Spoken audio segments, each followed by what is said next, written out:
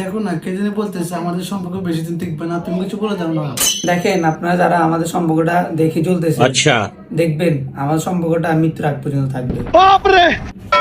একটা মানুষ কতটা অসহায় হলে এরকম পরিস্থিতি করতে হয় আপনারা আরে এটা তুমি কি করতেছো? দেখেন এই মহিলা আমার একটা না দুইটা না 20-20টা মামলা দিছে। আমি তো গরিব, গরিবের তো কোনো দাম নাই। এটি তো 10টা আব্বা আছে, এটি 10 আব্বারে দিয়ে আমার মামলা দিয়েছে। আমি এখন কি করব? আমার তো একটা লাইফ আছে। আপনারা বলেন গাইস, আপনারা দেখেন আমি নাকি ওরে করছি, আর ও আমার বলে কি জানেন, ও আমার বলে ওরে না করলে ও আমার নামে মামলা দিবে। আর আপনারাই বলেন ও বুড়া বেটির সাথে এগুলো যায়, মানে আমার তো আমার লাইফ শেষ। আমি কি করবো আপনারা বলেন? আপনারা দেখেন ওর বয়স 60 বছর আর আমার বয়স 19 বছর, ওর সাথে আমার এটা মানা? আপনারা বলেন। দেখেন তার আব্বাগের ফোন দিয়ে সে মামলা দিতেছে আমার নামে। আমার জীবন শেষ, আমার জীবন শেষ। দেখেন দেখেন ও এখনো মামলা দিতেছে, একটা না দুইটা না 20টা মামলা দিছে আমার নামে। মা বলতেছে আমি নাকি মেয়ে খোর। কতটা জঘন্যতম কথা! না হয় আমার সাথে 500টা মেয়ের সম্পর্ক, তাহলে তো কি তো মায়ের কথা আমার বলতে পারে? স্যার আপনি দেখছেন আমার শরীরটা কত সুন্দর ফুলের মতো। আচ্ছা এখন শাহরুখ কি বলতেছে আমি নাকি বুড়ো। যতক্ষণ আমি দিছি ততক্ষণ আমি ভালো, এখন দিতে পারতেছি না, এখন আমি খারাপ। এখন আমায় বুড়ো বলতেছে, সব নাকি বুড়ো হয়ে গেছে, বডি গেছি। হ্যাঁ সেই তো অনামিকা শান্তার সাথে সবকিছু করছে, আমার কাছে প্রমাণ আছে। তুই কি বললি? অনামিকা শান্তার সাথে আমার সম্পর্ক? আমি এখনই তারে কল দিতেছি, দাঁড়া।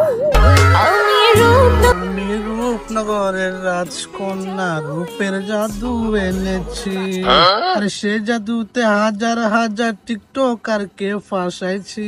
আমি রূপনগরের রাজকন্যা, রূপের জাদু কিন্তু একবারে এনেছি, আর সে জাদুতে ফ্রিজ শাহরুখকেও ফাঁসাইছি। এখন লাইলি আর শাহরুখ সংসার লটার পাটর, শুধু মাহবুবকে বিয়ে করে আমি ফেসেছি। আরে ভাই আপনারা কেন আমার মেসেজ দিতেছেন? ওর কি লিঙ্ক ভাইরাল হয়েছে আমি লোক জানতেও চাই না। ওর সাথে আজকে 3-4 মাস আমার সাথে কোনো যোগাযোগ নেই।